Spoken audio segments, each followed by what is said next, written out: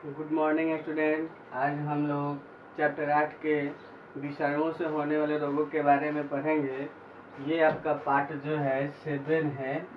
इसमें हम लोग देखेंगे कि मनुष्यों में विषाणुओं से कैसे रोग होता है। जैसे पहला रोग है सामान्य जुखाम, यानी ये जो जुखाम है ना, पूरे विश्व में लोग इससे हमेशा कभी न कभी ग्रसित होते रहते हैं। ये भी एक विषाणुओं से होने वाला ही रोग है जो सबसे ज़्यादा बीमारी ये प्रचलित है। पूरे विश्व में हर इंसान को कभी न कभी यह रोग होता ही है। इसमें क्या होता है कि एक वायरस होता है जिसका नाम है राइनो वायरस। ये हमारे शरीर में जब प्रवेश करता है ना, तो श्वसन मार्ग को बाधित करता है, श्वसन मार्ग को संक्रमित करता है, जिससे यह रोग जो है सर्दी जुकाम होता है। ये सिर्फ श्वसन मार्ग को ही बाधित करता है, लेकिन यह हमारे फेफड़े को नुकसान नहीं पहुंचाता है।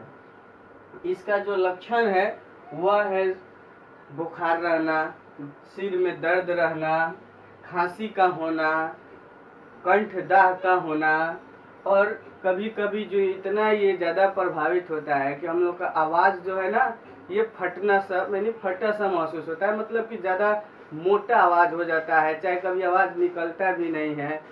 तो इस तरह के लक्षण जो है इसमें पाए जाते हैं। इसका नियंत्रण क्या है? तो इसका नियंत्रण है कि रोगी व्यक्ति को खांसने या छींकते समय हमेशा अपने मुंह पर यानी किसी कपड़े का उपयोग करना चाहिए, चाहे रुमाल हो या कोई भी कपड़ा का उपयोग करे या हाथों का उपयोग करे, जिससे उसके मुंह से निकलने वाले जो थूक के ड्रॉप्स होते हैं, बूंदे होते हैं, वह किसी दूसरे व्यक्ति के शरीर पर ना जाए। तो इससे हम लोग बच सकते हैं ऐसे करने से। दूसरा है, रोगी व्यक्ति के द्वारा उपयोग में कोई भी वस्तु लाया जाता है तो उसका उपयोग जो स्वस्थ व्यक्ति वो ना करे। अगर ऐसा हम लोग करते हैं तो इस रोग से बच सकते हैं, अन्यथा यह स्वस्थ व्यक्ति को भी संक्रमित कर देता है। अब देखते हैं हम लोग विषाणु से होने वाले 2 नंबर रोग।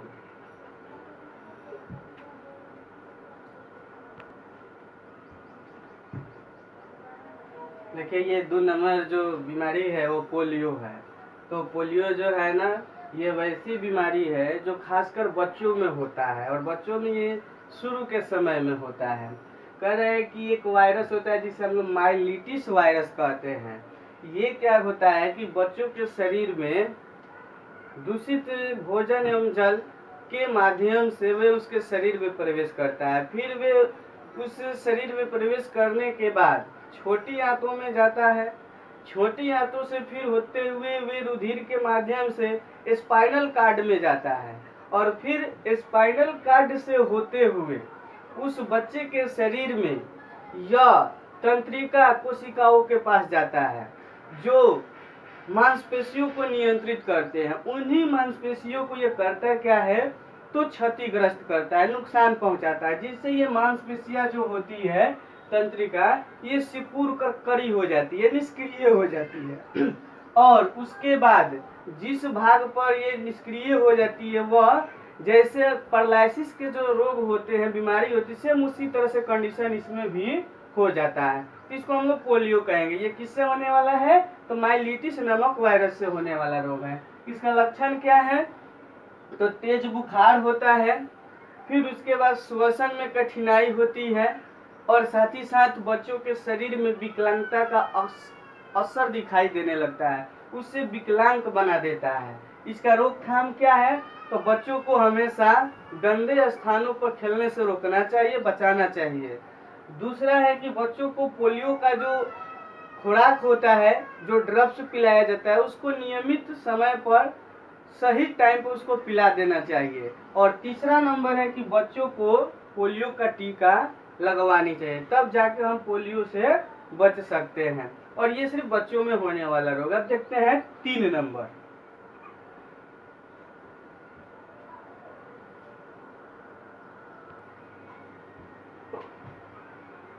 देखिए, 3 नंबर जो है रेबीज है।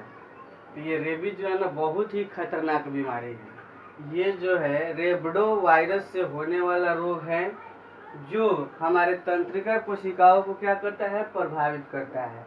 ये कुछ जंतुओं के द्वारा फैलता है, जैसे कुत्ता है, बिल्ली है, चमगादड़ है, गीदड़ है, इन सभी जंतुओं के संपर्क में आने से या इनके काटने से ये बीमारी मनुष्यों में होता है।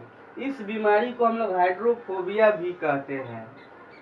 इसका लक्षण क्या है? तो लक्षण है कि सिर दर्द, हल्का बुखार और गले में खराश भी होता है। घाव जहाँ पर ये जंतु काटते हैं तो घाव जो होता है ना, वहाँ पर तेज जलन होती है। फिर इससे ग्रसित व्यक्ति को पानी से डर लगने लगता है। और ये पानी से डर कब लगता है? तो जब यह बीमारी जो होता है अंतिम स्टेज में पहुंच जाता है, मतलब कि सबसे लास्ट समय इसका होता है, तो उस समय व्यक्ति को पानी से डर लगने लगता है, वो पानी के समीप नहीं जा पाता है। इसीलिए इसको हम लोग हाइड्रोफोबिया नामक बीमारी कहते हैं। इसका रोकथाम, तो पालतू जो जानवर है, कुत्ता है जिसे हम लोग पालते हैं, उसको रेबीज का टीका लगवाना चाहिए। उसी तरह से रोगी को एंटी रेबीज टीका लगाकर उसे इस रोग से बचाना चाहिए। 3 नंबर है कि घाव को स्वच्छ जल और साबुन की सहायता से अच्छी तरह से धो लेना चाहिए और फिर उसके जगह पर बेंजोलकोनियम क्लोराइड का मरहम लगाना चाहिए, जिससे यह जो बीमारी है रोकथाम होता है। तो ये एक बहुत ही खतरनाक बीमारी है, इससे हम लोगों को बचना चाहिए। खास कर ये कुत्तों को ज्यादातर काटने से होता है। कुत्तों का जो लार होता है ना, उसी में एक वायरस इसका टाइप है जो पाया जाता है लाइसा वायरस। ठीक है, लाइसा वायरस जो फर्स्ट है, उसी के काटने से ये बीमारी होता है। तो खासकर हम लोग को कुत्ते से बचना चाहिए और ज्यादा से ज्यादा ध्यान देना चाहिए ताकि इस रोग से हम बचे रहें। अब आगे के बारे में, आगे रोगों को देखते हैं।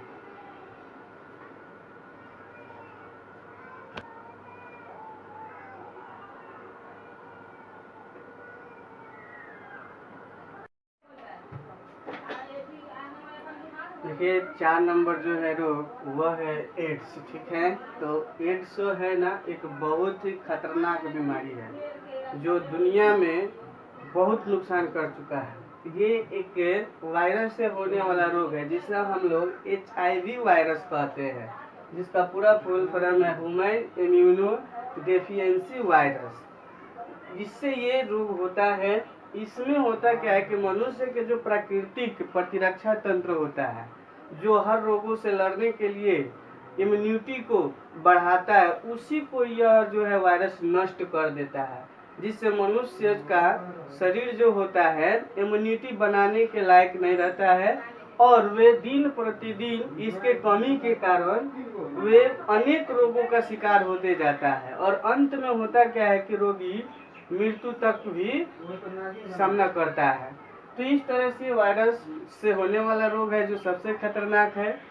ये बीमारी जो है सबसे पहले साउथ अफ्रीका में हुआ था, वहां से देश के अन्य हिस्से में गए।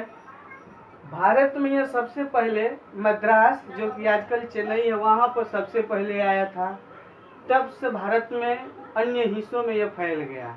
तो ये है एड्स। एड्स का जो लक्षण है वह आपका है कि इसमें नियमित हल्का बुखार रहता है, सिर दर्द रहता है और घबराहट होती रहती है।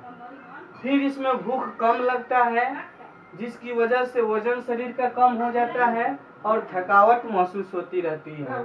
फिर उसके बाद है मुख और योनि जो होते हैं इस वायरस से ज्यादा संक्रमित होते हैं, जिसकी वजह से मनुष्य की स्मरण शक्ति जो है, याददाश्त है, जो बहुत कम हो जाती है और उसे बोलने में भी काफी दिक्कत होती है। कभी कभी बोलते बोलते वह हलकलाने लगता है, तोतला बोलने लगता है।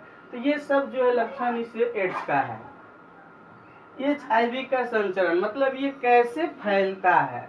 इसके फैलने के कारण जो है पहला है अनैतिक संबंध, यानी किसी के साथ गलत संबंध बनाना। जैसे एक पुरुष अन्य स्त्रियों के साथ संबंध बनाता है और कोई सुरक्षा नहीं लेता है, जिसकी वजह से अगर किसी भी स्त्री में वायरस होता है तो उसमें वह एड्स आ सकता है, या इसमें अगर होता है तो किसी अन्य में दे सकता है। तो ये अनैतिक संबंध से भी फैलता है। दूसरा का है संक्रमित व्यक्ति को अगर कोई इंजेक्शन दिया गया है जिस सुई से, सिरिंज से, उसका उपयोग नहीं करना चाहिए। अगर उसका उपयोग करते हैं तो ये फैलता है। तीसरा है कि संक्रमित व्यक्ति अगर जिस रेजर से अपना दाढ़ी बनाता है उस रेजर का उपयोग नहीं करना चाहिए, अगर उससे करेंगे तो ये रोग फैलेगा। उसी तरह से 4 नंबर है संक्रमित व्यक्ति को जो रुधिर होता है उसके चढ़ाने से भी फैलता है। तो ये सारी चीज जो है इसके संचरण यानी फैलने के कारण है। अब इसका रोकथाम, तो रोकथाम में यही इसी का उल्टा यानी नकारात्मक टोटल कहना है, यानी सुरक्षित यौन संबंध का बनाना, यानी अपने बीवी के साथ या किसी भी के साथ अगर आप संबंध बनाते हैं तो सुरक्षा के साथ बनाइए ताकि किसी प्रकार का कोई दिक्कत ना हो, एड्स ना हो या किसी भी रोग का आपके शरीर में संचरण ना हो। दूसरा है कि जो मरीज को जिसको एड्स है उसे अगर सिरिंज जिससे दिया गया है, सिरिंज से सुई या पानी चढ़ाया गया है उसका उपयोग नहीं करना चाहिए। तीसरा नंबर कि किसी व्यक्ति को अगर जो एड्स से ग्रसित है अगर वो अपना दाढ़ी बनाता है जिस रेजर से तो उसका उपयोग स्वस्थ व्यक्ति ना करे। आगे है 4 नंबर कि अगर किसी व्यक्ति को अगर एड्स है तो अगर रुधिर अगर वह देता है किसी को तो एड्स हो सकता है, तो इसीलिए कोई भी व्यक्ति जब रुधिर अपने शरीर में चढ़ाए तो उस समय उस रुधिर को अच्छी तरह से चेक टेस्ट करा लेना चाहिए ताकि ये रोग उसमें ना आ सके। फिर आगे है मैथुन के समय यानी सेक्सुअल पोजीशन के समय हमेशा कंडोम का प्रयोग करना चाहिए जिससे आप सुरक्षित रहेंगे। फिर आगे है एड्स को हम लोग उसी समय समाप्त कर सकते हैं जब लोगों में जागरूकता होगी, तो इसलिए हम लोग गांव-गांव जाकर शहर जाकर विज्ञापन के माध्यम से हम लोगों को एड्स के बारे में ज़्यादा से ज़्यादा बताएंगे, उन्हें ज़्यादा से ज़्यादा जानकारी देंगे तो इस बीमारी से हम लोग सुरक्षित रह सकते हैं। तो इसलिए हम लोग को इससे बचना चाहिए, ये सारे नियमों का पालन करना चाहिए। अब आगे देखते हैं।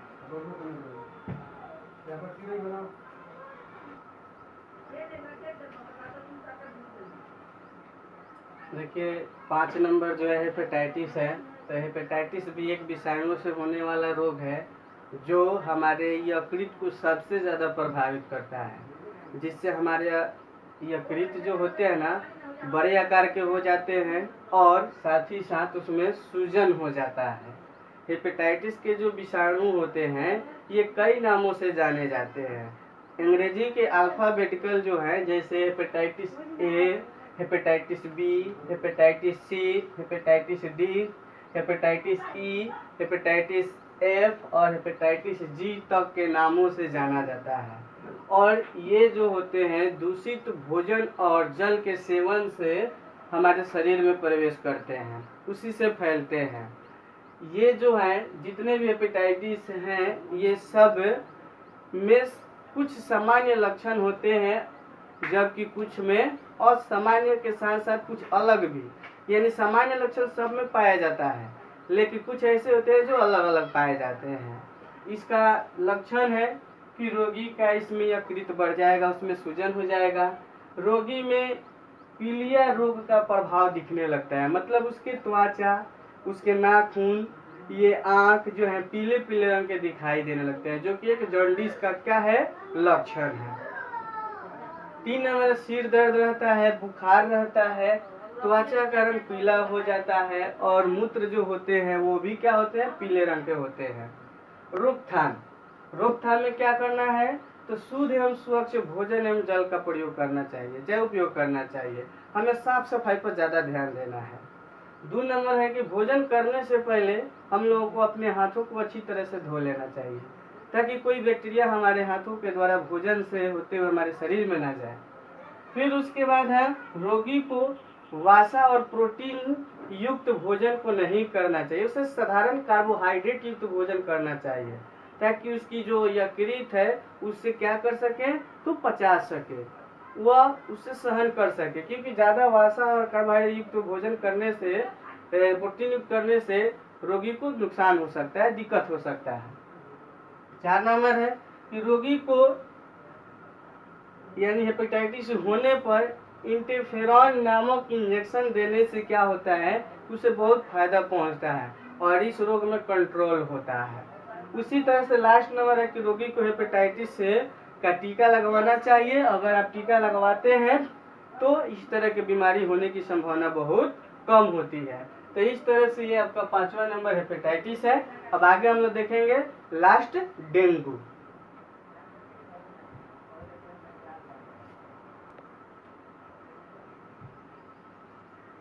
देखिए अगला जो है बीमारी जो है डेंगू है। तो डेंगू क्या है, तो डेंगू भी जो है ना एक विषाणु से होने वाला ही रोग है, जो एक प्रकार का बुखार होता है। इसमें डेंगू के कई प्रकार होते हैं, जैसे हेपेटाइटिस के होते थे उसी तरह से डेंगू के भी कई प्रकार हैं, जैसे डेंगू 1, डेंगू 2, डेंगू 3 और 4। इस प्रकार से इसके ये प्रजाति है। इसका प्रसारण यानी डेंगू का जो प्रसार है मतलब फैलाव है वह एडिस मच्छर है। एडिस मच्छर के काटने से होता है। और ये मच्छर जो होते हैं, मक्खी जो होते हैं, ज़्यादातर कहाँ पाए जाते हैं, तो नाला में, गड्ढा में, जहाँ पानी ज़्यादा जमा होता है ज़्यादा दिन से, तो वहीं पर पाए जाते हैं। तो इसी कारण से हम लोगों को डेंगू होता है। सॉरी। तो अब हम लक्षण देखते हैं। डेंगू में होता क्या है कि तेज बुखार होता है एवं सिर दर्द करता रहता है, बहुत तेज ज़्यादा बुखार होता है। जोरों में दर्द होता है, हमेशा उल्टी होती रहती है। हमारे शरीर में जो रक्त होते हैं ना उसमें कुछ प्लेटलेट्स कण पाए जाते हैं, उनकी संख्या जो कि ना धीरे धीरे कम हो जाती है। और कम होने के कारण हम लोग इस बीमारी से और भी ग्रसित होते जाते हैं। इसका रोकथाम, तो रोकथाम क्या है, तो हमें वातावरण को हमेशा साफ सुथरा रखना चाहिए। 2 नंबर है कि नाला और गड्ढा हो वहाँ पर पानी जमा नहीं होने देना चाहिए। फिर उस जगह पर जहाँ नाला और गड्ढा हो, जहाँ पानी हो, सफाई करने के बाद वहाँ पर DDT का एक केमिकल होता है, दवा होता है, जिसका छिड़काव हम लोग को करना चाहिए। और चौथा नंबर, जो हम लोग कूलर में पानी डालते हैं उसको हमेशा समय समय पर हम लोग को क्या करना चाहिए, बदलते रहना चाहिए, ताकि वो पानी ज़्यादा दिन के ना हो और वहाँ मच्छर और मक्खी ना इकट्ठा हो। 5 नंबर है, इस डेंगू बीमारी में पैरासिटामोल एक दवा है जिसका हम उपयोग करते हैं, तो इसमें ज़्यादा फायदा होता है।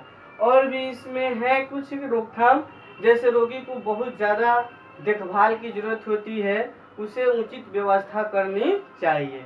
फिर उसी तरह से अगर जो हमें संदेह हो कि ये बीमारी हमें हो रहा है, चाहे होने की संभावना हमारे मन में हो, तो तुरंत हम लोग को जाकर हमें डॉक्टर से चेक कराना चाहिए, इसकी जानकारी लेना चाहिए, तब जाकर हम इस रोगों से बच सकते हैं। तो इस तरह से आज का ये वीडियो समाप्त हुआ। अगर आपको ये वीडियो सही लगे तो इसे लाइक जरूर करिएगा, कमेंट करिएगा, शेयर करिएगा और ज़्यादा से ज़्यादा अपने दोस्तों में शेयर करिए ताकि वो भी इसका फायदा उठाकर पढ़ सके। धन्यवाद।